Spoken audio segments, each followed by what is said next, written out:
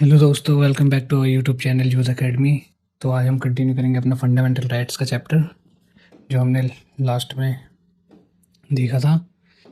जो हमने last lecture लिया था उसमें बताया था कि जो अंबिका मिल्क केस है और दीपचंद केस, ये हमारे एग्ज़ाम पॉइंट ऑफ व्यू से कितने इंपॉर्टेंट है। जैसे बताया गया था जो doctrine of eclipse, I hope ये चैप्टर आपने देखा हो, लेक्चर देखा होगा। अगर देखा नहीं तो आप अभी भी देख सकते हैं। तो इसमें बताया गया था जो डॉक्ट्राइन ऑफ एक्लिप्स है, वो चाहे पोस्ट कॉन्स्टिट्यूशनल अमेंडमेंट एक्ट हो या पोस्ट कॉन्स्टिट्यूशनल कोई भी नियम हो या प्री कॉन्स्टिट्यूशनल, संविधान के बनने से पहले कोई भी नियम कानून हो या फिर संविधान के बनने के बाद, तो डॉक्ट्राइन ऑफ एक्लिप्स दोनों पे एप्लीकेबल होंगे। और जो दीपचंद केस था उससे पहले आया था, उसमें बताया गया था जो डॉक्ट्राइन ऑफ एक्लिप्स है वो सिर्फ किस पे होगा एप्लीकेबल, प्री कॉन्स्टिट्यूशनल लॉ पे, ना कि पोस्ट कॉन्स्टिट्यूशनल। तो आई होप इसकी रेलिवेंसी आपको पता हो। और उसी की बिहाफ पे आज हम अपना कंटिन्यू करेंगे लेक्चर, जिसमें हम फर्दर जानेंगे कि जो केशवानंद भारती केस था सबसे इम्पोर्टेंट जजमेंट माने जाते हैं, 1973 में आया था, जो आज तक की सबसे बड़ी बेंच जो रखी गई थी उसी में, उसमें कैसे बेसिक स्ट्रक्चर ऑफ डॉक्ट्राइन को बताया गया, कैसे हमने बताया कि कौन कौन से जो फंडामेंटल राइट्स की अमेंडेबिलिटी है पार्लियामेंट के पास कैसे है, किस हद तक है, कैसे फंडामेंटल राइट्स को वायलेशन से बचकर पार्लियामेंट उसको अमेंड कर सकता है। तो इसमें क्या क्या पॉइंट आए हैं ये सब हम एकदम टाइमलाइन से जानेंगे। तो जुड़े रहिए हमारे साथ। हम स्टार्ट से लेके एंडिंग पूरी इसी केस पर आधारित होने वाली है कि केशवानंद भारती केस की ज़रूरत क्यों पड़ी। तो स्टार्ट करते हैं। सबसे पहले शंकरी प्रसाद केस देखेंगे, उसके बाद गोलकनाथ जजमेंट देखेंगे। इन दोनों में जो कॉन्ट्राडिक्शन हुआ था, विरोधाभास हुआ था, उसके तहत ही हमारे केशवानंद भारती केस का आगमन हुआ। अब देख रहे हैं सबसे पहले 13 सब क्लोज 2 में क्या बताया गया है। तो हमने 13 सब क्लोज 1 पिछली क्लास में देखा, जो हमारे पोस्ट प्री कॉन्स्टिट्यूशनल लॉ को डिफाइन करते हैं।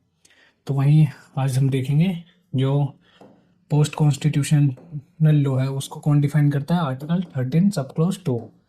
और जो आर्टिकल 13 सब क्लोज 1 था वो उसमें बताया गया प्री कॉन्स्टिट्यूशनल लॉ के बारे में। अब देखते हैं, under this article state shall not make any law, कौन नहीं बनाएगा लॉ, स्टेट नहीं बनाएगा लॉ। कैसे law, any law that takes away or abridges fundamental rights. Abridges means reduce, power को रिड्यूस करता है किसकी, फंडामेंटल राइट्स की। कौन नहीं बनाएगा नियम, स्टेट ऐसा कोई नियम नहीं बनाएगा जो किसकी पावर को रिड्यूस करता है, फंडामेंटल राइट्स की पावर को रिड्यूस करता है या फिर उसकी पावर को ख़त्म करता है, टेक्स अवे, पावर ले लेता है फंडामेंटल राइट्स की। तो स्टेट ऐसा कोई कदम नहीं उठाएगा। हाउएवर, लेकिन इफ सच अ लॉ, उसके बावजूद फंडामेंटल राइट्स ऐसा मना किया गया था कि स्टेट ऐसा कोई नियम नहीं बनाएगा, उसके बावजूद स्टेट ने क्या किया, ऐसे कई नियम बनाए। जैसे if such a law has been pass by the, किसके द्वारा, पार्लियामेंट के द्वारा पास किए गए। ये आप नोट डाउन कर सकते हैं। ये हमने एकदम जो आंसर राइटिंग है मीन्स की, उसके लिए बहुत ही बेनिफिशियल रहेगा, क्योंकि इसमें कोई भी बेफालतू का शब्द नहीं जोड़ा गया है। ये point to point, word to word एकदम एग्जाम पॉइंट ऑफ व्यू से इम्पोर्टेंट है, तो आप इसको लिख भी सकते हैं।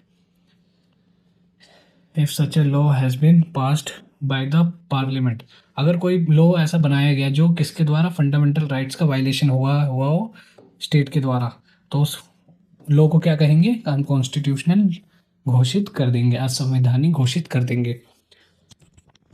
आई होप समझ में आया हो। लेकिन इतना कहने के बावजूद क्या हुआ, as the spirit of article 13 sub clause 2 the first amendment act 1951 pass हुआ। Spirit of article 13 sub clause 2, article 13 sub clause 2 में क्या बताया गया कि स्टेट कोई भी ऐसा कदम नहीं उठाएगा जो फंडामेंटल राइट्स की पावर को रिड्यूस करेगा या फिर पावर ले लेगा। लेकिन इसके बावजूद क्या हुआ, फर्स्ट कॉन्स्टिट्यूशनल अमेंडमेंट एक्ट जो कब लाया गया, 1951 में लाया गया। 1951 में लाया गया। उसने क्या किया, उस fundamental rights part 3 means fundamental rights ही है ना पार्ट 3 में, 12 से 35 में। तो ये बताया गया है कि इसकी पावर को क्या किया, अफेक्ट किया, अमेंडेड द पार्ट 3। पार्ट 3 को क्या किया, अमेंड कर दिया गया।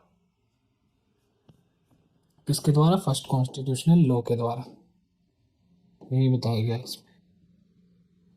अब देखते हैं first constitutional law amendment act में क्या था, 1951 में ऐड किया गया।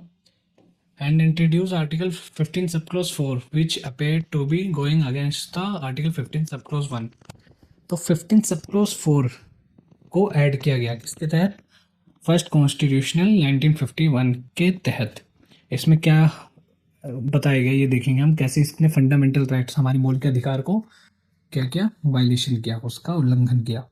तो 15 सबक्लॉज 1 में क्या बताया गया है, इसमें बताया गया है कि state shall not discriminate on the race, religion, caste, sex and place of birth. जो प्लेस ऑफ बर्थ है हमारी, रेस है हमारी, कलर है, कास्ट है, उसके बिहाफ पे जो हमारी स्टेट है, सरकार है, वो कोई भी डिस्क्रिमिनेशन, भेदभाव नहीं करेगी। कौन से आर्टिकल में है ये, हमारे आर्टिकल 15 सब क्लॉज 1 में है। इसमें लिखा नहीं गया है लेकिन लिख देते हैं, स्टेट शैल नॉट डिस्क्रिमिनेट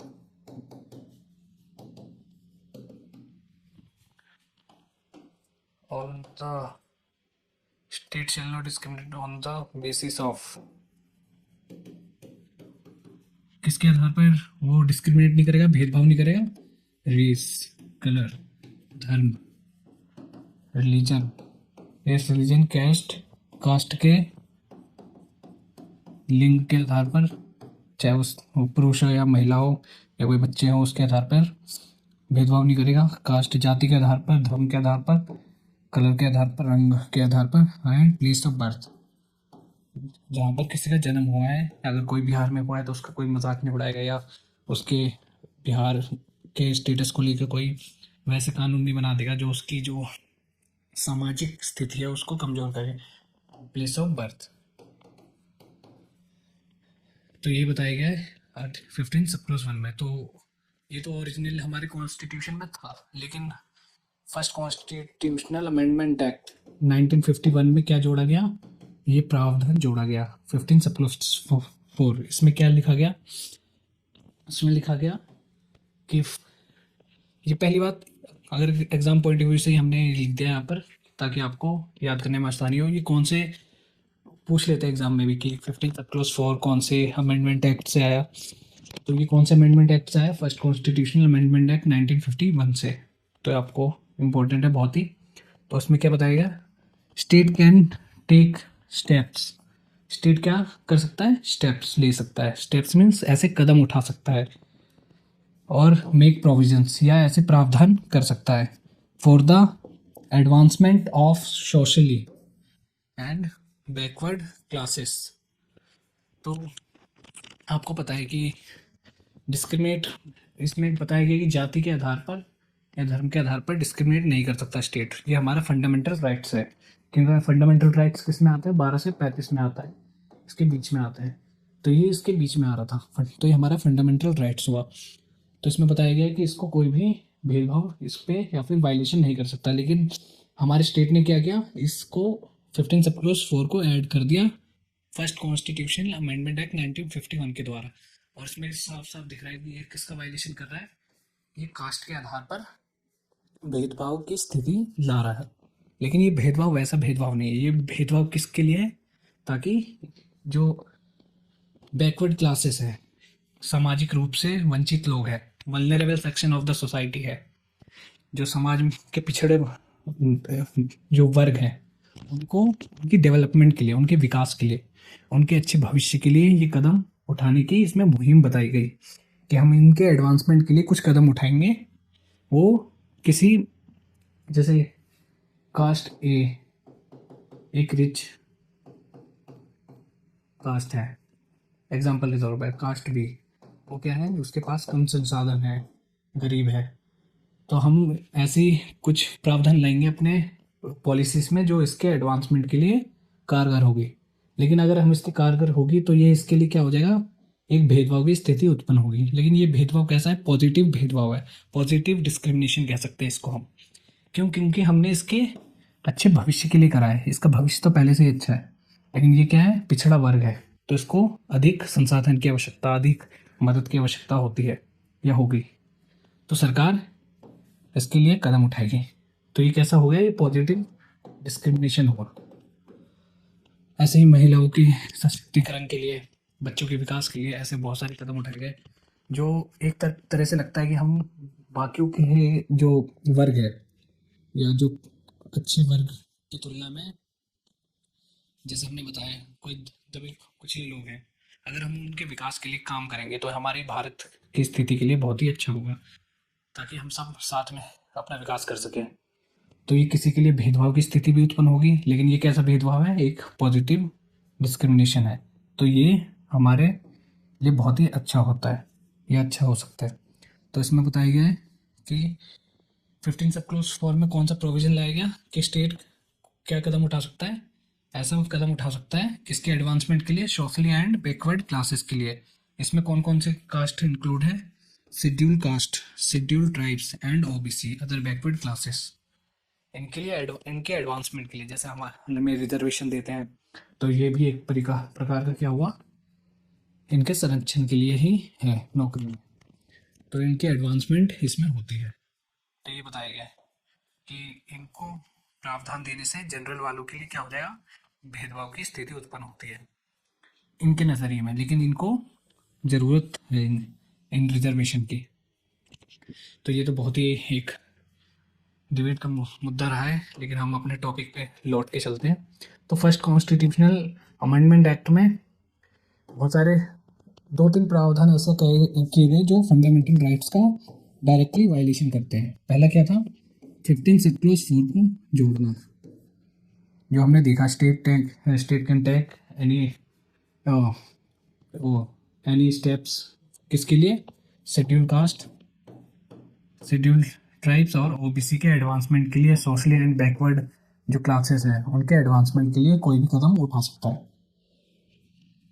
ये किसकी वायलेशन हो रहा था इससे, आर्टिकल 15 सब क्लोज 4, आर्टिकल 15 सब क्लोज 1 का वायलेशन हो रहा था इसको ऐड करने से।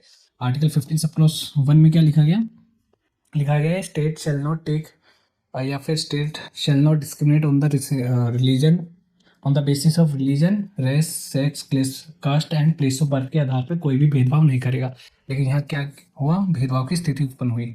वहीं एक और प्रोविजन लाया गया जिसमें राइट टू वोकेशन, आर्टिकल 19, जो freedom of speech and expression के पूरे हम पढ़ाएंगे एकदम। पहले हम इसको जो कॉन्सेप्ट बिल्डिंग है हमारे फंडामेंटल राइट्स का उसको कवर करा रहे हैं। इसके बाद हम पूरे फंडामेंटल राइट्स को एकदम गहराई से समझाएंगे, जिसमें इस लेक्चर को पढ़ने के बाद या फिर जो भी हमारी क्लासेस होंगे आगे की, उसके पढ़ने के बाद आपको कहीं भी पढ़ने की ज़रूरत नहीं होगी। इसी से ही आपकी जो पॉलिटी है इसका पूरा सेक्शन प्री से लेके मेंस तक हम पूरा कवर करा देंगे। तो इसमें क्या था, आर्टिकल 19 सब क्लोज 6 का भी वायलेशन देखा गया, जिसमें क्या था, right to vocation, right to vocation लिखा गया है। ये भी हमारे क्या है, फंडामेंटल राइट्स है। जैसे कोई भी व्यापार कर रहा है, कोई भी व्यक्ति अपना रोजगार लाने की कोशिश कर रहा है, तो उसमें क्या क्या कुछ प्रावधान कर दिए गए कि इस स्टेट की गवर्नमेंट या इस स्टेट का जो नागरिक है वो दूसरे स्टेट में के नागरिक में काम नहीं कर सकता। ऐसे ऐसे प्रोविजन जोड़े गए। या कोई टेंडर है तो उसमें सिर्फ इंजीनियर की आवश्यकता है, बाकी कोई भी ऑक्यूपेशन के लोग उसमें शामिल हो रहे हैं तो उनके लिए नहीं है। तो ऐसे ऐसे इसमें प्रावधान लाए गए। ये किसका था, राइट टू वेकेशन का वायलेशन हो रहा था। 2 प्रावधान देख लिया हमने। इसमें रिस्ट्रिक्शन ला दिया गया, किसमें, आर्टिकल 19 सब क्लोज 6 में रिस्ट्रिक्शन जोड़ दिया गया राइट टू वोकेशन में। और एक फर्स्ट कॉन्स्टिट्यूशनल अमेंडमेंट एक्ट से और क्या लाया गया, 15 सब क्लोज 4, और एक और चीज लाई गई, 9th शेड्यूल। शेड्यूल हम देखेंगे क्या है, उससे पहले देख लेते हैं 9th schedule. Schedule 9th schedule में जैसे एक कोई शेड्यूल है, शेड्यूल 2 या शेड्यूल 3, जो हमारी सैलरी को लेकर है गवर्नमेंट एम्प्लॉय की, तो वैसे ही नाइन्थ शेड्यूल है नंबर ऑफ रूल्स या नियम, नंबर ऑफ लॉ। जैसे नाइन्थ शेड्यूल है, इसके अंदर कई प्रकार के नियम हैं। तो अगर हम किसी भी नियम या कानून को नाइन्थ शेड्यूल के अंतर्गत रख देते हैं, ये नाइन्थ शेड्यूल में लिख देते हैं, तो किसके उस पर कभी भी जुडिशियल रिव्यू नहीं लागू होगा, एप्लीकेबल नहीं होगा। क्या नहीं होगा? एप्लीकेबल नहीं होगा जुडिशियल रिव्यू, एप्लीकेबल नहीं होगा क्या? Judicial review. उस पर कोई भी कार्रवाई नहीं कर सकते कि ये वायलेशन कर रहा है हमारे फंडामेंटल राइट्स को या कुछ भी, अगर ये हमारे नाइन्थ शेड्यूल में लिखा गया है। तो इतना ही अभी तक इसमें जानने की आवश्यकता थी। अब हम बैक टू द टॉपिक जाते हैं। तो इसमें क्या किया गया? पहले हमने देखा आर्टिकल 15 सब क्लॉज 4 हमने देखा, इसको लाया गया किसके तहत? फर्स्ट कॉन्स्टिट्यूशनल अमेंडमेंट एक्ट के तहत, जो किसके अगेंस्ट में जा रहा था? आर्टिकल 15 सब क्लॉज 1 के अगेंस्ट में। ये भी हमने देखा क्या था कि कैस्ट या कोई भी जाति या कोई भी क्लासेस के विरोध में सरकार फैसले नहीं ले सकती, उसका वायलेशन नहीं कर सकती, लेकिन यहाँ पर किया गया। अब देखते हैं first constitutional amendment act also amended the article 19 sub clause 6। तो इसको भी अमेंडेड किया गया और इसमें रिस्ट्रिक्शन ला दी गई, किसमें? राइट टू वोकेशन में। इसमें क्या कर दिया गया? पुटिंग द रीजनेबल रिस्ट्रिक्शन और राइट टू वोकेशन। ये अभी हमने समझाया था वहाँ पे। दो चीज़ें देख ली, एक ये जोड़ा गया, दूसरा ये जोड़ा गया इसमें रिस्ट्रिक्शंस। और देखते हैं it also introduce the ninth schedule जोड़ा गया in the constitution which took away the power of judicial review. उसने क्या कर दिया गया? पावर ले ली गई किसकी? जुडिशियल रिव्यू की, with the respect of certain laws given certain laws even if they go against the fundamental rights। जैसे हमने बताया कि नाइन्थ शेड्यूल क्या है? लिस्ट ऑफ लॉज है। अगर हम इसमें कोई भी नियम कानून रख देते हैं नाइन्थ शेड्यूल में, अगर वो किसका वायलेशन कर रहा हो? फंडामेंटल राइट्स का वायलेशन भी कर रहा हो, तब भी उस पर जुडिशियल रिव्यू एप्लीकेबल नहीं होगा। क्यों? क्योंकि वो नाइन्थ शेड्यूल का पार्ट है। ये हमने ऐसा कर दिया। आई होप समझ में आया हो कि फर्स्ट कॉन्स्टिट्यूशनल अमेंडमेंट एक्ट 1951 कितना इंपॉर्टेंट है। तो इतनी सारी चीज़ें हुई हमारे फंडामेंटल राइट्स के वायलेशन को लेके, तो इसके खिलाफ आवाज़ भी उठाई जाएंगी। तो हम देखते हैं कौन कौन से केस हुए। एक पहला केस हमारा इंपॉर्टेंट हो जाता है Shankari Prasad versus union of India. Second हो जाता है हमारा गोलकनाथ जजमेंट। फिर थर्ड आता है हमारा मोस्ट इंपॉर्टेंट केशवानंद भारती। तो इसको हम एक के बाद एक ध्यान से गहराई से समझेंगे, तो जुड़े रहिए हमारे साथ। अब देखते हैं। Now the first constitutional amendment act was challenged before supreme court. अब आता है कि जो पहला कॉन्स्टिट्यूशनल अमेंडमेंट एक्ट था उसको चैलेंज किया गया, कहाँ पे? सुप्रीम कोर्ट में। Supreme court in Shankar Prasad versus union of India case 1951। कब हुआ ये? 1951 में हुआ। तो इसमें बताया गया कि आपने जो इतने सारे संशोधन किए हैं, बदलाव किए हैं हमारे फंडामेंटल राइट्स को वायलेशन के रूप में देखा जा रहा है यहाँ पे, तो उसकी क्या कहाँ तक वैलिडिटी है, आपने कैसे किए? तो जो पहला जजमेंट था वो किसके फेवर में आया? वो आया हमारे पार्लियामेंट के फेवर में, कि पार्लियामेंट के पास पावर है कि वो क्या कर सकती हैं? किसी भी पार्ट को हमारे कॉन्स्टिट्यूशन के चेंज कर सकते हैं। लेकिन इसमें भी दो चीज़ें बताई गई, एक ऑर्डिनरी लेजिस्लेटिव पावर, एक कॉन्स्टिट्यूशनल लेजिस्लेटिव पावर। तो ये हम देखेंगे वर्ड टू वर्ड, इससे आपको और समझ आएगा। तो पहला जो कॉन्स्टिट्यूशनल अमेंडमेंट एक्ट था वो कहाँ चैलेंज हुआ? सुप्रीम कोर्ट में। कौन सा केस का नाम था? Shankari Prasad versus union of India 1951। ये केस इंपॉर्टेंट है एग्जाम पॉइंट ऑफ व्यू से। हाउएवर द जजमेंट, लेकिन जजमेंट किसके फेवर में आया? Judgement of supreme court came in the favour of parliament. जैसे हमने बताया पार्लियामेंट के फेवर में आया। Having the power to amend any part of the constitution. तो सुप्रीम कोर्ट ने क्या कहा कि पार्लियामेंट के पास क्या है? पावर है। किस चीज़ की पावर? अमेंडमेंट की, संशोधन की, संविधान में बदलाव करने की, किसी भी पार्ट की, अंडर द आर्टिकल 368। और ये पावर कहाँ लिखी गई है? Article 368। Most important power, constitution को अमेंडमेंट या अमेंडेड या उसको संशोधन या बदलाव करने की पावर कहाँ लिखी गई है? आर्टिकल 368। तो इसमें देखते हैं सुप्रीम कोर्ट ने क्या एक्सप्लेन किया Shankari Prasad versus union of India 1951 के केस में सुप्रीम कोर्ट ने explains that parliament has got two types of legislative power. Parliament के पास कितनी दो प्रकार की लेजिस्लेटिव पावर है। फर्स्ट है ऑर्डिनरी लेजिस्लेटिव पावर, सेकेंड है constitutional legislative power. And the executive of ordinary legislative power is called a law as defined in under article 368। अब देख लेते हैं यहाँ पे थोड़ा सा सुप्रीम कोर्ट ने क्या कहा, पार्लियामेंट के पास कितनी लेजिस्लेटिव पावर है, दो, ऑर्डिनरी लेजिस्लेटिव पावर और सेकंड क्या है, कॉन्स्टिट्यूशनली लेजिस्लेटिव पावर।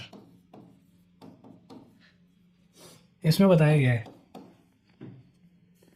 कि जो ऑर्डिनरी लेजिस्लेटिव पावर है, अगर उसका यूज करके पार्लियामेंट क्या बनाती है, लॉ बनाती है। पार्लियामेंट क्या बनाती है, लॉ बनाती है। जैसे लोकसभा या राज्यसभा से बिल पास होकर जैसे लॉ बनता है ना, प्रेसिडेंट का असेंट लेके, या फिर ऑर्डिनेंस के तहत अगर कोई लॉ बनाती है पार्लियामेंट, तो उस किसके अंतर्गत आएगी, ऑर्डिनरी लेजिस्लेटिव पावर के अंतर्गत। और वो किस में डिफाइन होगी, डेफिनेशन ऑफ लॉ में डिफाइन होगी। डेफिनेशन ऑफ लॉ में डिफाइन होगी, जो किस में लिखा गया है, आर्टिकल 13 सब क्लॉज 4 में लिखा गया है। इसके अंडर में फॉल होगी कौन सी पावर, ऑर्डिनरी लेजिस्लेटिव पावर जो पार्लियामेंट के द्वारा बनाई गई, वो किसके अंडर फॉल होगी, डेफिनेशन ऑफ लॉ के। लॉ की डेफिनेशन कहाँ लिखेगी, आर्टिकल 13 सब क्लॉज 4 में। अब इसको दोबारा पढ़ते हैं, आर्टिकल 13 सब क्लॉज 2 में। इसमें बताया गया कि पोस्ट कॉन्स्टिट्यूशनल लॉ जो भी बनाए जाते हैं, अगर उसने वायलेशन किया किसका, फंडामेंटल राइट्स का, तो वो क्या हो जाएंगे, अब्रीज हो जाएंगे या अनकॉन्स्टिट्यूशनल घोषित कर दिए जाएंगे, ये वॉइड घोषित कर दिया जाएगा। किस में लिखा गया है, आर्टिकल्स 13 सब क्लॉज 2 में। तो ये बताया गया है यहाँ पे कोई भी नियम बनाया जाता है तो किसके द्वारा, ऑर्डिनरी लेजिस्लेटिव पावर के द्वारा। तो किसके डेफिनेशन के अंडर आएगा, आर्टिकल 13 सब क्लॉज 4 के। और आर्टिकल 13 सब क्लॉज 4 किसका वायलेशन नहीं करेगा, आर्टिकल 13 सब क्लॉज 2 का। अगर इसका वायलेशन करेगा तो वो क्या कहलाएगा, अनकॉन्स्टिट्यूशनल या वॉइड। आई होप ये कॉन्सेप्ट क्लियर हो एकदम।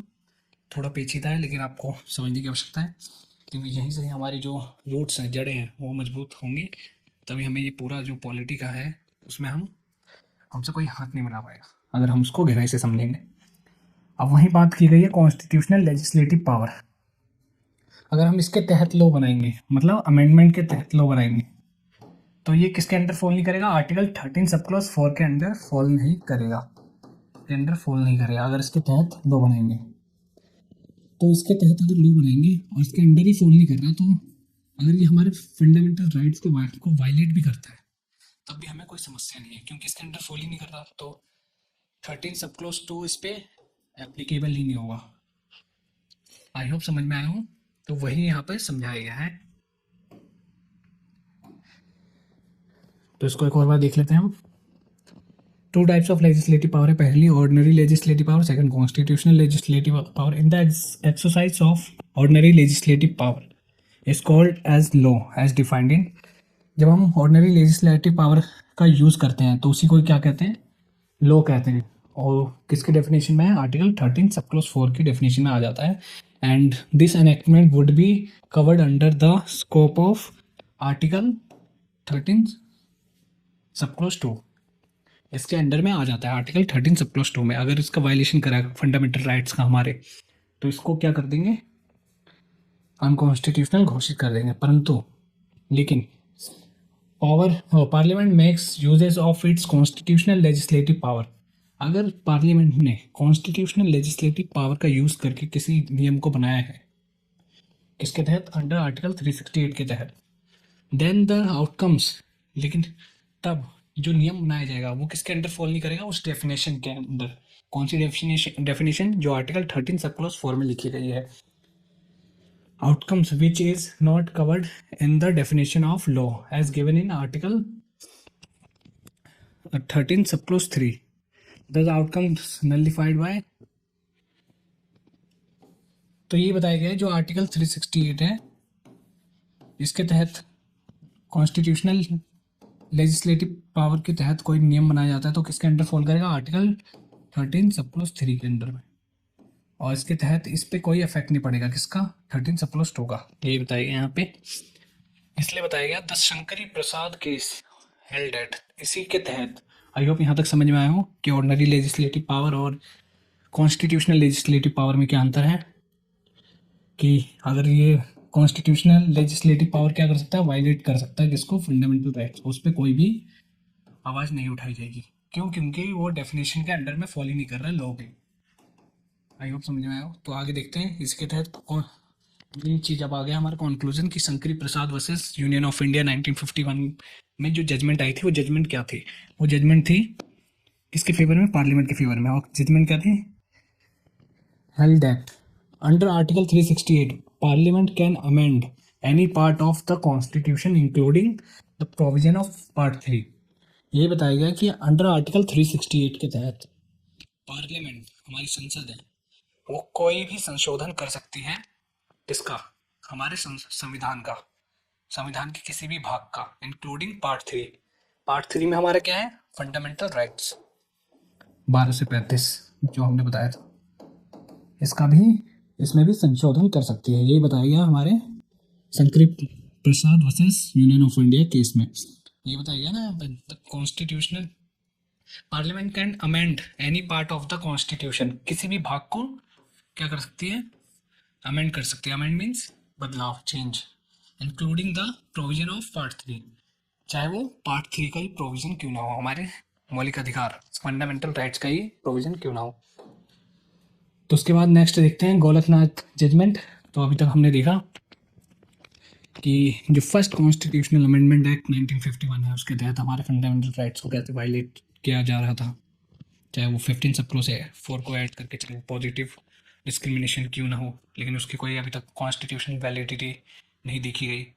और जो हमारे 19 सब क्लॉज 6 में राइट टू वोकेशन में जो हमारे क्या रीजनेबल रिस्ट्रिक्शन ऐड कर दिए गए, और 9th शेड्यूल जो एक ऐसे लॉ को बताता है, रूल ऑफ लॉ जो भी है, उसके अंतर्गत किसी भी लॉ कानून को डाल दिया गया तो वो किसके दायरे से बाहर हो जाता है, वो जुडिशियल रिव्यू के दायरे से बाहर हो जाता है।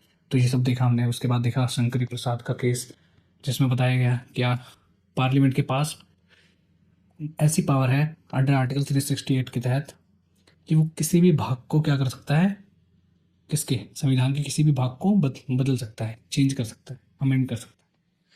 तो उसके बाद ही क्या आता है, गोलकनाथ जजमेंट। गोलकनाथ जजमेंट से पहले एक स्टोरी देख लेते हैं जो मोतीलाल नेहरू जी के ऊपर है, जो हमारे जवाहरलाल नेहरू जी के पिता थे। तो ऐसे ही वो एक केस लड़ रहे थे, हमारे स्वतंत्रता सेनानी थे उनके बिहाफ पे।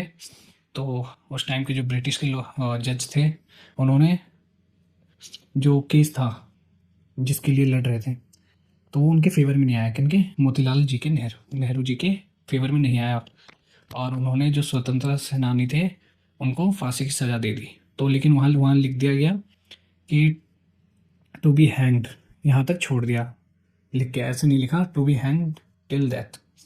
तो जो मोतीलाल जी थे हमारे, उनके ईगो पे ये बात लग गई कि इनको कैसे बचाया जाए, इन स्वतंत्रता सेनानी को।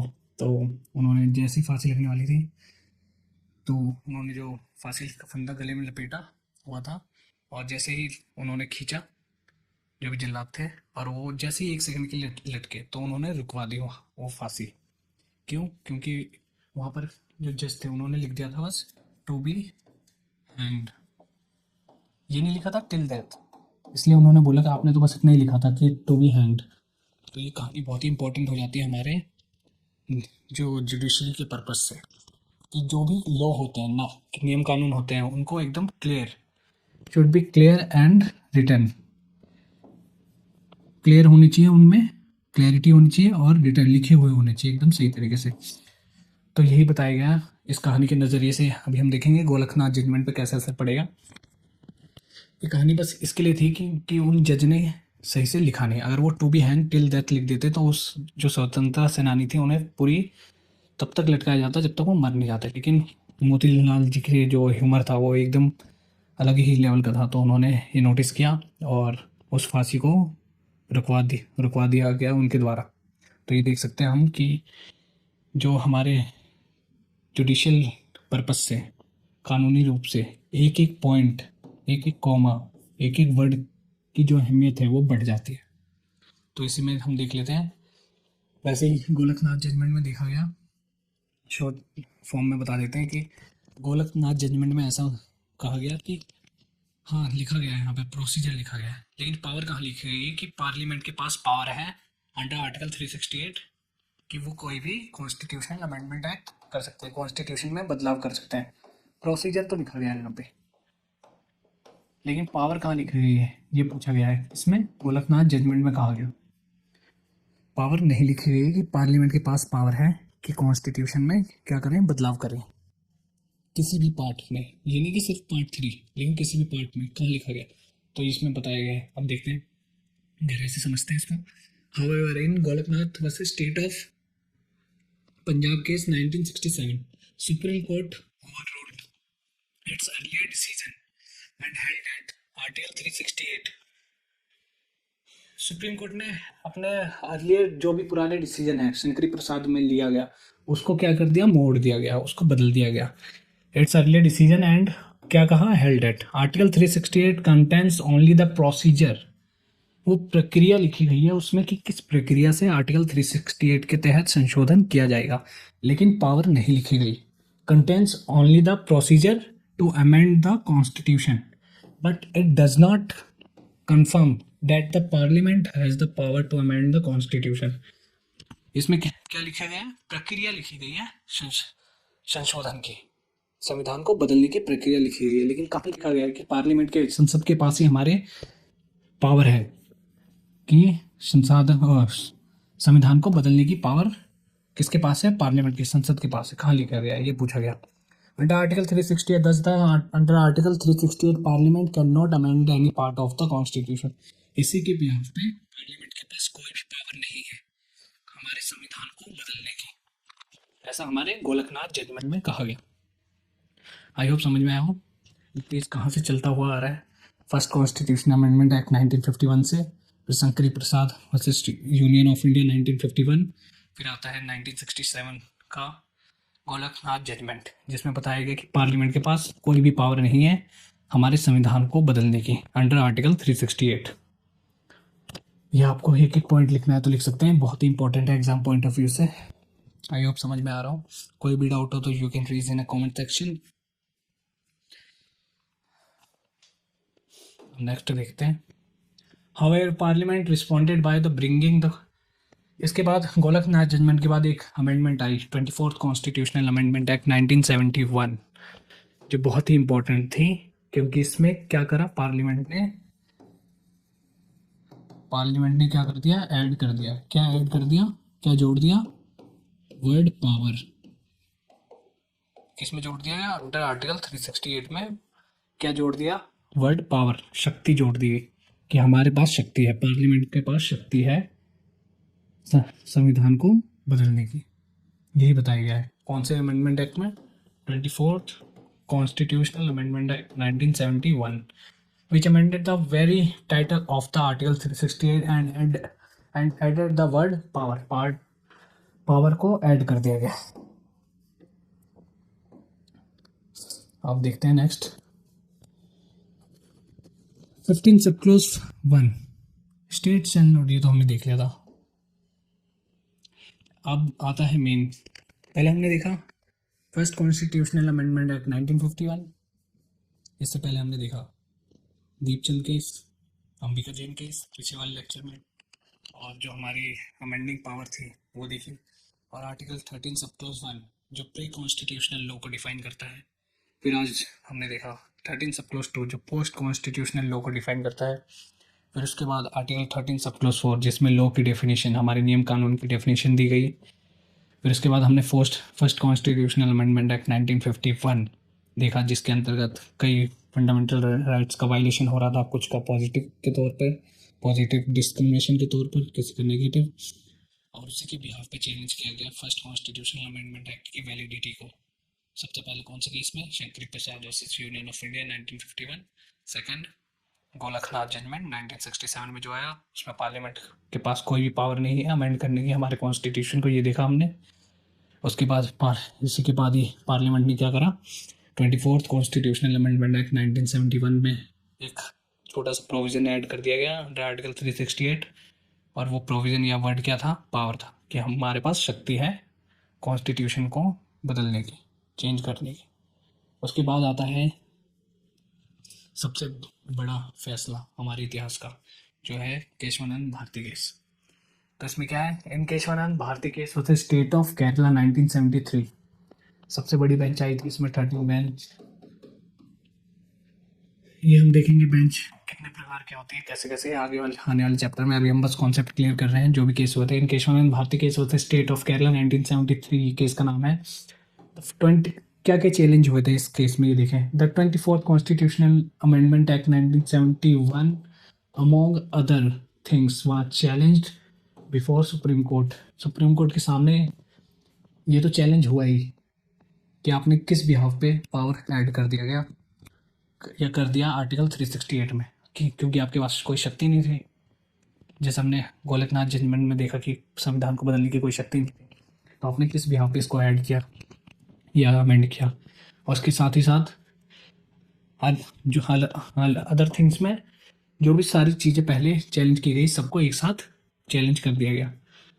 was challenged before Supreme Court, and Supreme Court upheld the constitutional validity of 24th Constitutional Amendment Act and said that, तो उसने 24th Constitutional Amendment Act का जो प्रोविजन था उसको हटाई दिया है कि इसकी तो कोई ज़रूरत ही नहीं है।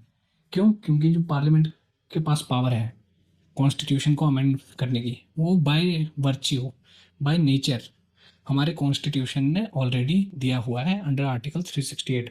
आप इसको और पेचीदा ना बनाएं। तो क्या किया गया? इसको हटा दिया गया।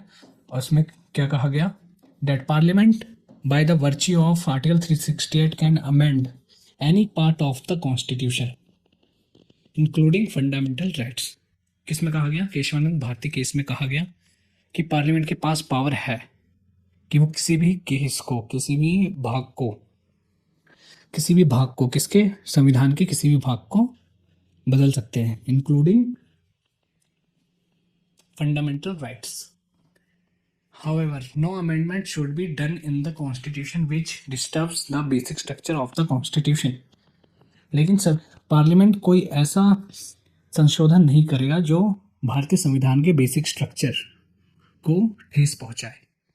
और ये बेसिक स्ट्रक्चर है क्या? ये इसको पार्लियामेंट हमारे सुप्रीम कोर्ट ने डिफाइन नहीं किया है। ये नंबर ऑफ जजमेंट्स के द्वारा हमारे सामने आते गए, जो भी एलिमेंट थे हमारे संविधान के, कि ये हमारे बेसिक स्ट्रक्चर है। तो इसमें क्या देखने को मिला हमें कि आर्टिकल 368 के तहत पार्लियामेंट कोई भी चेंजेस कर सकती है संविधान में, इंक्लूडिंग फंडामेंटल राइट्स और पार्ट 3 ऑफ द कॉन्स्टिट्यूशन।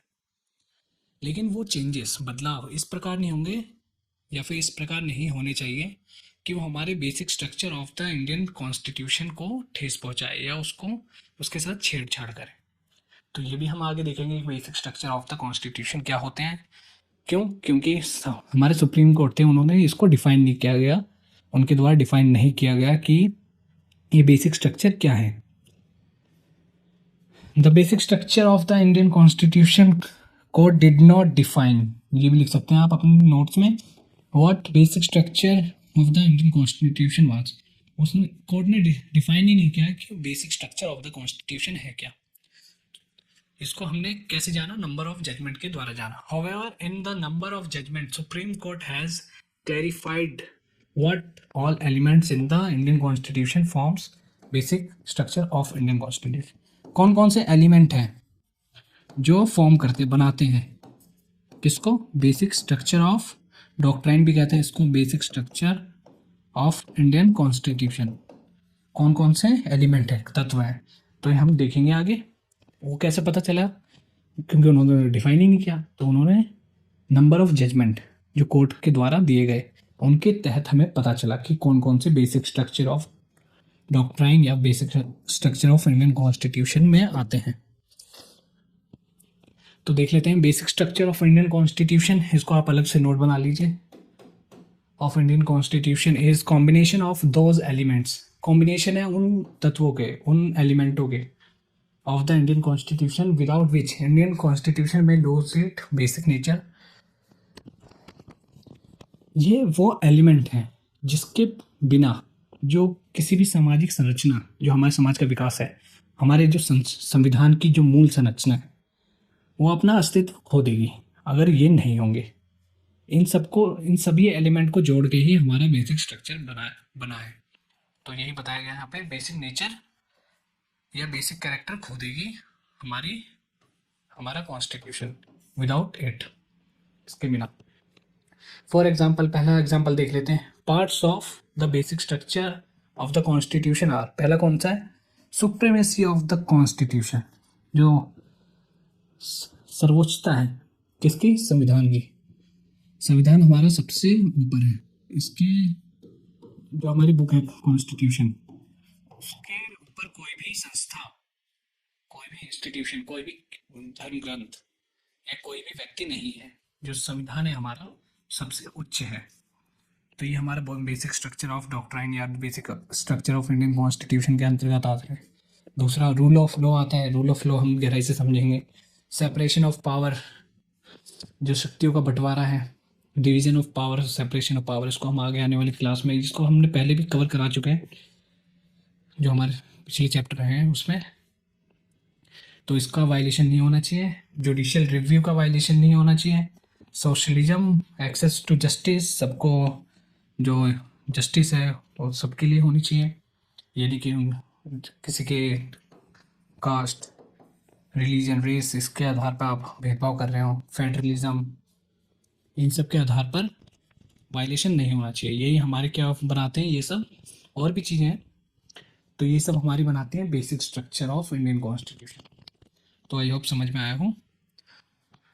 कोई भी डाउट हो तो आप कमेंट सेक्शन में लिख सकते हैं। आज के लिए इतना ही। तो आज हमने रिकैप कर लेते हैं। सबसे पहले हमने देखा फर्स्ट कॉन्स्टिट्यूशनल अमेंडमेंट एक्ट 1951, उसके बाद Shankar Prasad versus union of India का जो केस हुआ था 1951, जिसमें चैलेंज किया गया फर्स्ट कॉन्स्टिट्यूशनल अमेंडमेंट एक्ट 1951 को। फिर उसके बाद आया हमारा गोलकनाथ जजमेंट 1967, फिर उसके बाद 24th कॉन्स्टिट्यूशनल अमेंडमेंट एक्ट 1971, उसके बाद मेन हमारा जो सबसे बड़ा केस था अब तक का, वो कौन सा था? केशवानंद भारती केस। ये हमने देखा।